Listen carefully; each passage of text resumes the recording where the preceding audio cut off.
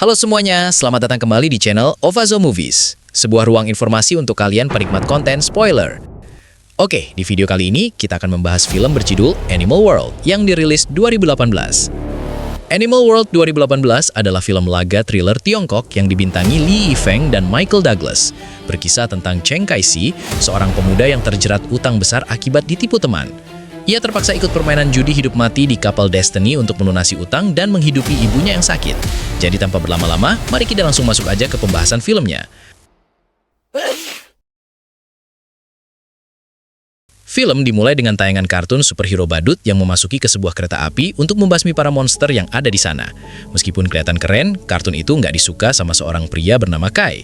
Tapi adegan berkelahi badut itu udah tertanam di otaknya sejak dia berusia 8 tahun. Sejak itu, dia terjangkiti penyakit aneh dan selalu merasa ada badut di dalam dirinya setiap kali dia emosi. Sampai dia suka berimajinasi dengan dia yang berubah menjadi badut. Ketika terjadi, orang-orang berubah menjadi monster-monster untuk menyerang dia. Jadi dengan pedang yang dimiliki si badut, dia menyerang balik ke para monster sampai semuanya pun pada habis. Kata dokter ini adalah penyakit jiwa. Namun Kai nggak percaya, merasa dia mempunyai kaitan misterius dengan si badut. Karena kata orang-orang di dunia nyata dia seperti badut juga. Dan kebetulan pekerjaan sehari-harinya adalah menjadi badut di sebuah arena bermain.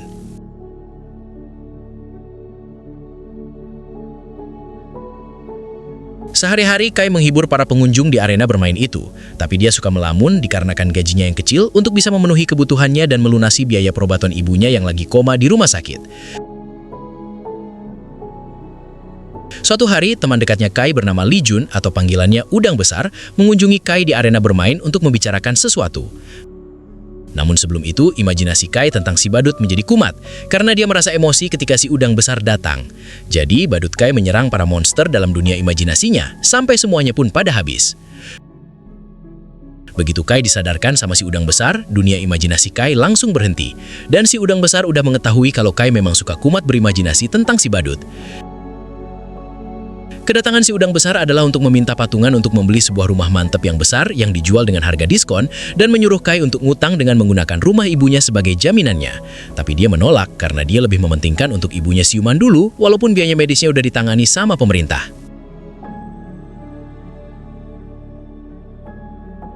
Di rumah sakit, ibunya Kai dirawat sama ceweknya Kai yang jadi perawat bernama Liu, dan dia suka kesal ketika Kai bertindak yang ngeselin di depannya.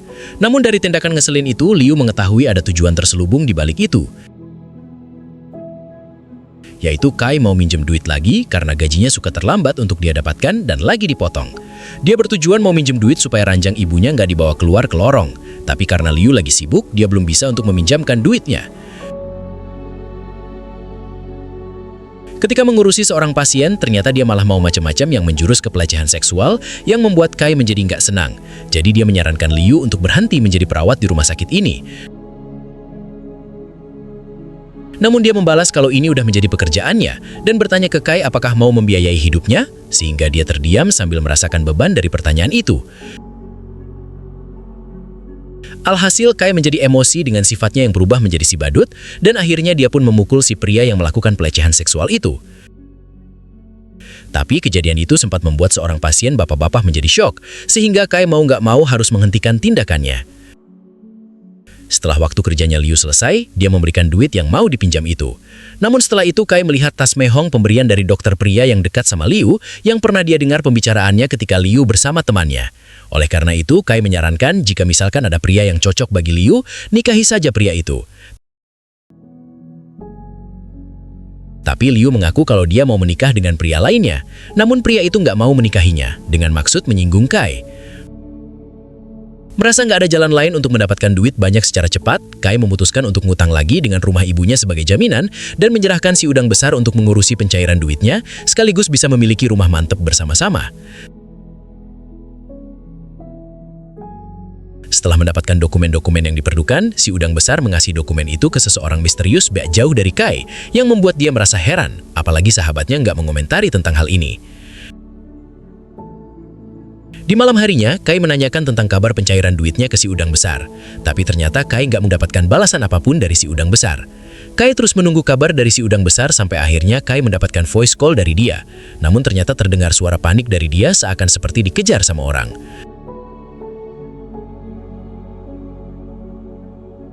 Alhasil Kai merasa emosi dengan si badut yang muncul dalam pikirannya, tapi dia menahan perasaan itu dengan mengunjungi tempat kerja si udang besar. Bosnya memberitahu kalau si udang besar sebenarnya udah dipecat 2 bulan yang lalu karena mencuri stempel perusahaan dan mencuri uang muka klien sebelum akhirnya dia menghilang. Gak lama setelah itu, Kai mendapat telepon dari nomor gak diketahui. Dan ternyata itu adalah si orang misterius yang bersama si udang besar sebelumnya. Kedatangannya adalah untuk membawa Kai ke sebuah tempat rahasia sambil kepalanya ditutupi kain, di mana dia bertemu dengan seorang bos bule bernama Anderson. Jadi Kai dipasangi sebuah perangkat penerjemahan otomatis, supaya dia bisa berkomunikasi dengan si bos dengan mudah dan cepat. Dia mengetahui kalau Kai mau minjem duit besar dengan rumah ibunya sebagai jaminan, tapi dia baru mengetahui kalau pihak yang meminjamkan duit itu adalah dari perusahaan si bos sendiri sebagai peminjamnya. Si bos juga memberitahu kalau si udang besar juga mempunyai utang besar dari perusahaan, bahkan pernah kalah main judi. Jadi itulah kenapa dia ditangkap sama timnya si bos untuk dibawa ke suatu tempat. Setelah menghitung total hutang yang sangat besar ke Kai yang harus dibayar, ditambah hutang si udang besar, jumlahnya adalah 19 miliar rupiah. Dengan gajinya Kai saat ini, dia butuh 4 pekerjaan dan bekerja selama 30 tahun untuk melunasi semua hutang itu. Dan hitungan itu berasumsi jika dia nggak makan ataupun minum, serta tentu aja dia nggak bisa membayar biaya medis ibunya. Kai lalu mau berbicara dengan si udang besar, tapi si bos gak memperbolehkan untuk itu dan memperlihatkan sebuah video tentang si udang besar yang dikejar sama timnya si bos untuk ditangkap. Sekarang, si bos menawarkan Kai untuk bermain sebuah game yang akan diselenggarakan di sebuah kapal bernama Destiny. Dalam 3 hari, kapal Destiny akan berangkat dari pulau yang susah disebut namanya sama si bos.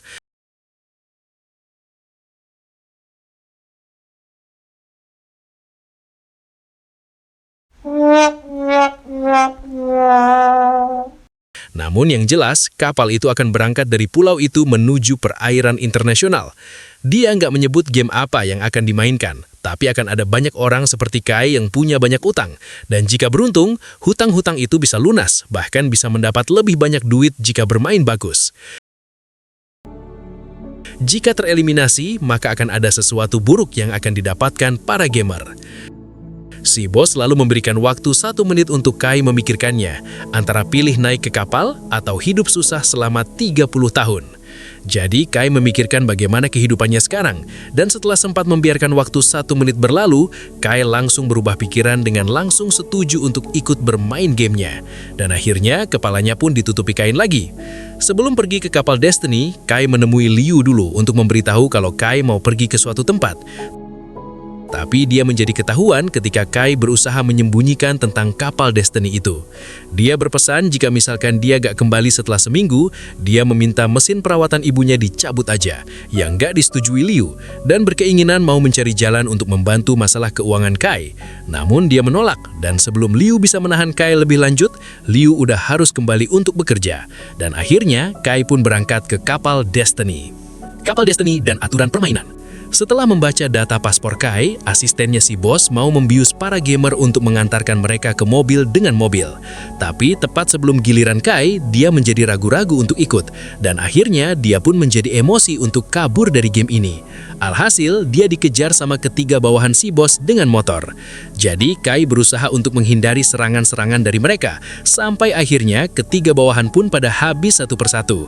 Namun ternyata itu cuma imajinasi dari Kai aja. Oleh karena itu, dia melakukan hal yang sama dari imajinasi itu, tapi ekspektasinya tidak terwujud dengan dia yang tertembak sama cairan panah bius, dan akhirnya dia pun pingsan. Kai kemudian dibawa ke sebuah penjara, di mana ternyata dia udah berada di dalam sebuah kapal Destiny, bersama dengan para gamer yang berasal dari seluruh dunia. Dia lalu disuruh untuk pergi ke tempat game bersama para gamer, sambil diberitahu kalau kekerasan gak diperbolehkan selama game berlangsung, sampai mereka tiba di sebuah arena dari game tersebut. Di sana, mereka disanggut sama Bos Anderson yang akan bertindak sebagai game master, dan mulai menjelaskan game apa yang akan dimainkan sama para gamer.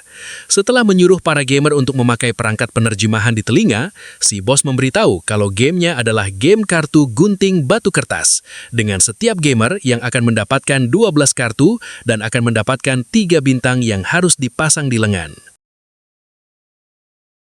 Peraturan sama dalam game gunting batu kertas seperti yang kita ketahui, dan yang kalah akan kehilangan 1 bintang, bersamaan dengan wasit yang akan memasukkan kartu yang udah dipakai ke kotak teor ulang pada akhir setiap game.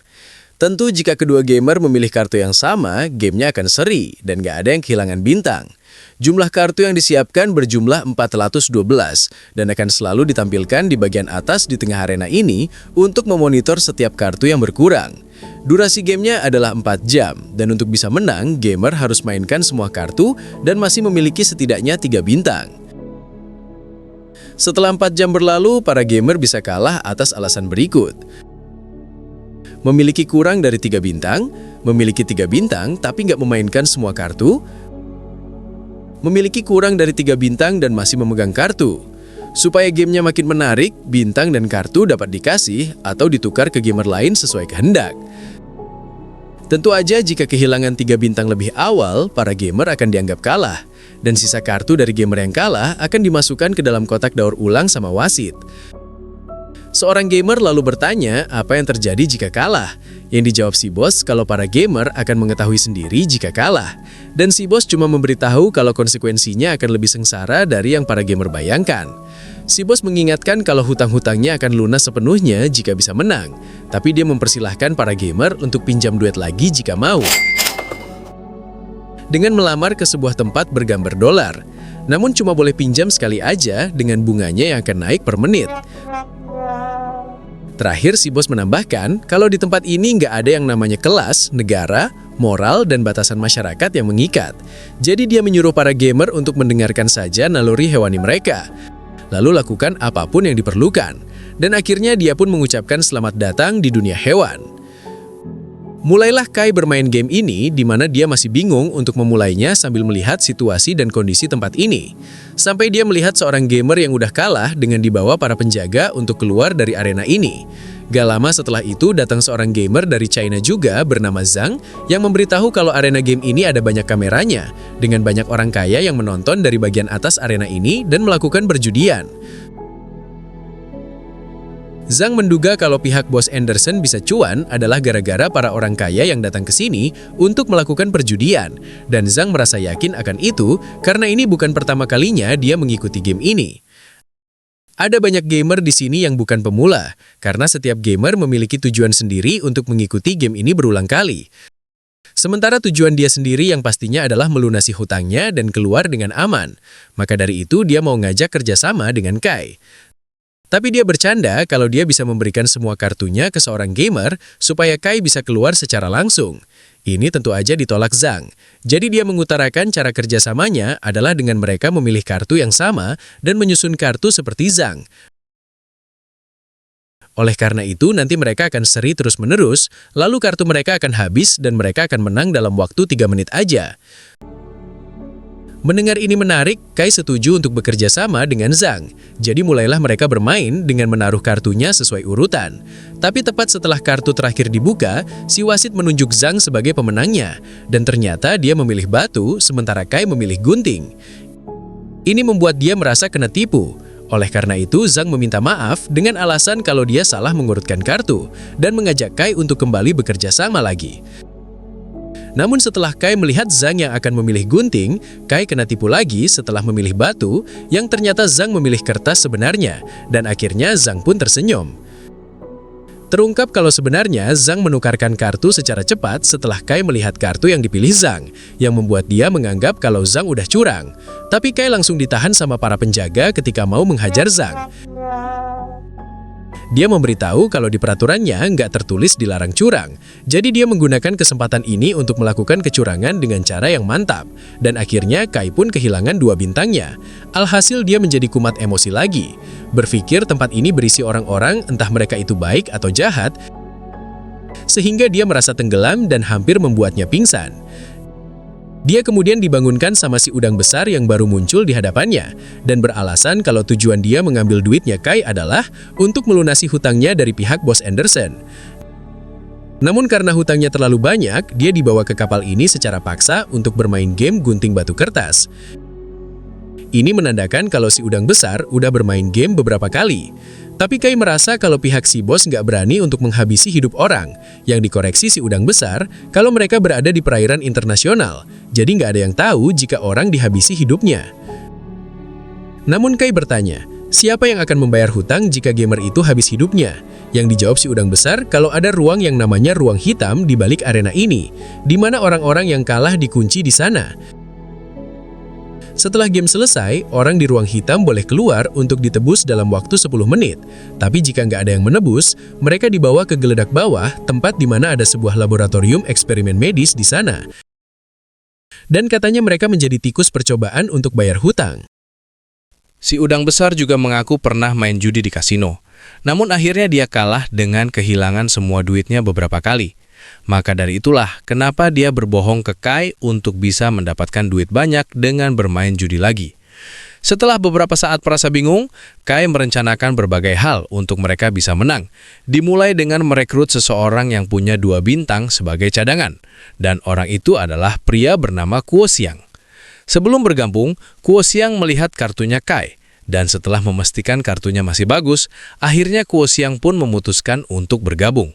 Namun gak lama setelah itu, Kuo Xiang langsung kabur. Yang disadari Kai kalau Kuo Xiang udah mencuri salah satu kartunya ketika mencoba melihat kartunya Kai. Jadi Kai dan si udang besar mengejar Kuo Xiang, tapi mereka gagal untuk menangkapnya di saat Kuo Xiang udah bermain bersama orang lain dan gak boleh diganggu dalam bentuk apapun. Namun pada akhirnya Kuo Xiang kalah memenangi gamenya. Lalu bintangnya berkurang 1, dan akhirnya dia pun digebukin sama Kai dan Zeng.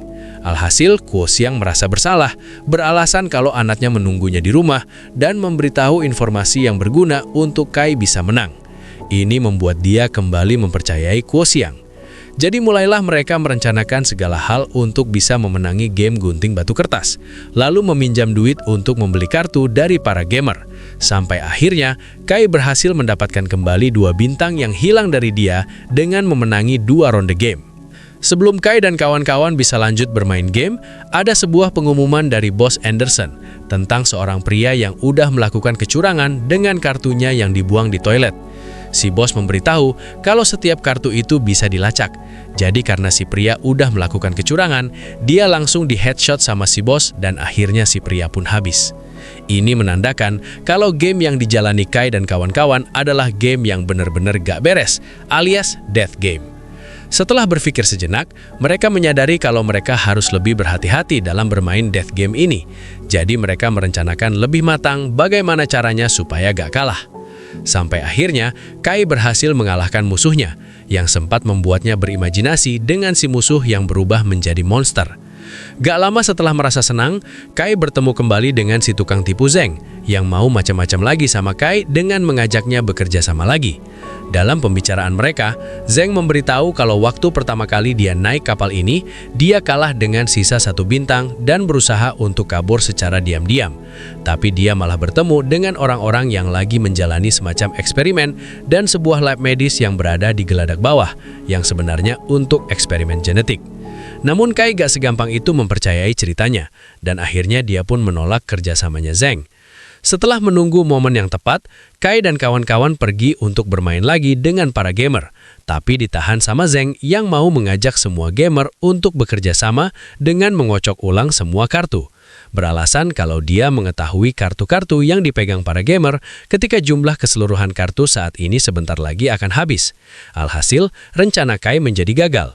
Namun dia gak tinggal diam dengan memberitahu kalau Zeng ini licik orangnya dengan membuktikan ke orang-orang segala bukti yang Kai temukan. Setelah mendengar penjelasan cerdas dan dugaan kuat dari Kai, Zeng mulai merasa ketakutan kalau dia akan kalah pada akhirnya. Jadi dia disuruh untuk menampar pipinya berkali-kali sampai berdarah. Merasa cukup akan itu, Kai mengeluarkan kartu pamungkas untuk mengalahkan Zeng. Dan akhirnya dendam Kai pun terbalaskan. Tapi naasnya, dia harus dibawa sama para penjaga ke ruang hitam di saat yang bersamaan, karena masih mempunyai terlalu banyak kartu untuk alasan jaga-jaga, setelah bertransaksi ke para gamer dalam salah satu strateginya yang gagal sebelumnya. Pada akhirnya, operator menyuruh semua gamer yang masih bertahan untuk berkumpul, dan akhirnya death game pun selesai. Setelah Kai bertemu dengan seorang pria dengan panggilan si muka buruk dan seorang kakek, Bos Anderson membuka lapisan penghalang untuk para tahanan di ruang hitam untuk bisa melihat ke arena, dan memberikan waktu 10 menit ke para gamer yang bertahan untuk melakukan jual beli bintang yang mereka miliki. Bagi yang meminjam duit, bisa dilunaskan dengan memberikan 1 bintang ke ruang pinjaman, dan sisanya bisa disimpan untuk bisa dijual dengan harga yang sangat mantap. Si udang besar bertanya, apakah bisa menukarkan bintang dengan menyelamatkan teman yang ada di ruang hitam? Yang dijawab si bos, bisa. Jadi si udang besar mau menyelamatkan Kai. Tapi tepat sebelum penjaga bisa mengambil bintang itu, tiba-tiba Kuo Xiang mengambilnya, dan akhirnya dia pun bilang gak setuju. Dia beralasan kalau 1 bintang ini bisa bernilai 7,5 miliar rupiah. Dan jika misalkan mereka tunggu sampai titik terakhir, harganya akan naik. Dia lalu mengungkapkan kalau sebenarnya identitasnya adalah palsu, terutama nggak mempunyai seorang anak dari foto di dompetnya. Dan dompet itu sebenarnya adalah dompet orang lain yang dia curi. Karena dia nggak punya apa-apa di dunia nyata, dia mengajak si udang besar untuk bekerja sama supaya mereka bisa sama-sama menjadi kaya, yang membuat dia terdiam. Sebelum menentukan pilihan, si udang besar menyebut sebuah kalimat ke Kai. Orang mati demi kekayaan, burung mati demi makanan. Lalu dia mengucapkan maaf kalau ibunya adalah ibu bagi si udang besar sekarang, dan akhirnya dia pun lebih memilih untuk menjadi kaya raya. Kekecewaan Kai lalu diledek sama si muka buruk, dengan menunjukkan kalau dia udah mempersiapkan sejumlah duit banyak untuk jaga-jaga. Jadi teman-temannya bisa lebih memilih untuk menyelamatkan dia jika misalkan dia masuk ke ruang hitam. Tapi tepat setelah si muka buruk pergi, Kai menjadi emosi dengan berubah menjadi si badut. Dan akhirnya dia pun menghajar si muka buruk yang langsung ditahan sama para penjaga. Begitu Kai ditanya sama si kakek apakah baik-baik aja, Kai mengungkapkan kalau sebenarnya tindakan kekerasan itu cuma untuk mengalihkan perhatian si muka buruk aja, untuk merebut sebuah perban di punggungnya. Ini dikarenakan Kai heran ketika melihat teman-temannya si muka buruk yang mau menebus dia dengan 3 bintang, sementara duit dalam kantong yang dia bawa cuma senilai 1 bintang aja. Jadi Kai menduga kuat kalau si muka buruk pasti membawa sesuatu yang lebih berharga yang berada di balik perbannya. Dengan pengetahuan kesehatan yang diketahui tentang luka berkat pacarnya si Liu, Kai menjadi lebih yakin kalau ada sesuatu mantap di balik perban itu, yang ternyata itu adalah berlian yang banyak. Karena nggak mau berlian-berlian itu lenyap, teman-temannya si muka buruk memutuskan untuk menebus Kai. Tapi sebelum dia bisa meninggalkan ruang ini, si kakek minta tolong ke Kai untuk menyampaikan pesan secara langsung ke anaknya si kakek. Sambil meninggalkan ruang hitam, Kai menyadari kalau pihak Bos Anderson mau mengubahnya menjadi hewan, yang ditolak keras dia dengan lebih memilih menjadi badut yang berjuang sendiri seumur hidup. Dan akhirnya dia pun bebas. Belum sampai situ, dia menghajar si pengkhianat Kuo Xiang bersamaan dengan badut Kai yang membelah badan si monster menjadi 2. Dan akhirnya Kai pun merebut balik semua bintang beserta semua duit yang dipegang Kuo Xiang. Ini membuat si udang besar merasa bersalah. Namun Kai udah nggak mau berteman lagi dengan si udang besar, dengan menyebut kalau persahabatan mereka selama bertahun-tahun udah dikalahkan sama kantong berisi duit. Kai kemudian mau menebus si kakek untuk bisa bebas, lalu bilang ke dia untuk menyampaikan pesannya sendiri ke anaknya. Beralasan kalau Kai pernah kehilangan ayah saat usia 8 gara-gara sekelompok geng. Jadi dia mengerti bagaimana perasaan anaknya si kakek saat ini. Alhasil Kai berjalan keluar dari dunia hewan dengan bangga, lalu melihat si Game Master yang kembali menyebut Kai menarik, yang membuat si Game Master teringat tentang ayahnya Kai. Dan akhirnya Kai pun menjadi kumat emosi lagi. Setelah diantar kembali ke rumah sakit, Kai mengerjai Liu dengan memfotonya, yang membuat dia senang kalau pacarnya udah kembali. Dan akhirnya Kai pun mau menikahi Liu. Tapi beberapa waktu kemudian setelah itu, Kai melihat seseorang mencurigakan yang udah melihat dia secara diam-diam. Oleh karena itu, dia mengikuti orang misterius itu yang pergi ke arah basement. Ternyata orang misterius itu adalah si bawahannya Bos Anderson. Jadi Kai mau menelpon polisi. Namun tepat sebelum telepon itu bisa tersambung, datang seseorang lagi dari belakang sambil bersiul. Sehingga Kai teringat tentang ayahnya yang dihabisi hidupnya sama sekelompok geng. Dan ternyata itu adalah Bos Anderson yang menjadi pemimpin geng pada saat itu. Film diakhiri dengan si Game Master yang kembali menyebut Kai menarik, yang membuat si Game Master teringat tentang ayahnya Kai. Dan akhirnya Kai pun menjadi kumat emosi lagi. Terima kasih sudah menonton. Tonton video-video menarik Ovazo Movie lainnya ya guys. Jangan lupa subscribe dan follow media sosial kami. Sampai jumpa di konten kami berikutnya. Arch!